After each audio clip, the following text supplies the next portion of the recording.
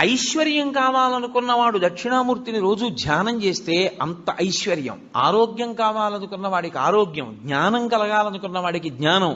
నేను మీకు యథార్థం చెప్పాలంటే, మీకు ప్రతిరోజు ఒక్క 2 నిమిషాలు దక్షిణామూర్తిని ధ్యానం చేయడం అలవాటైతే మోక్షము కరతలామలకము, అంత్యమునందు పరమేశ్వరుడే మీకు జ్ఞాపకం వచ్చి మోక్షానికి ఎడతాడు. అంత గొప్ప స్వరూపం దక్షిణామూర్తి స్వరూపం. అది శైవాగమంలో మీరు దక్షిణ దిక్కుకి వెళ్ళగానే దక్షిణాన్ని చూస్తూ కనపడాలయన. కనపడగానే మీరు అభిముఖంగా ఉండకూడదు. మీరు ఇటు పక్కకెడితే తూర్పు ముఖం చేస్తారు. తూర్పు ముఖం చేసి మీరు ఆయన పాదాల వంక చూసి నమస్కారం చెయ్యాలి. ఇక్కడ మీరు చాలా అదృష్టవంతులు. ఇక్కడ ఉన్నటువంటి శివాలయంలో ఆగమానికి సరిపోయేటట్టుగా అద్భుతమైనటువంటి దక్షిణామూర్తి స్వరూపం ఆ శివాలయానికి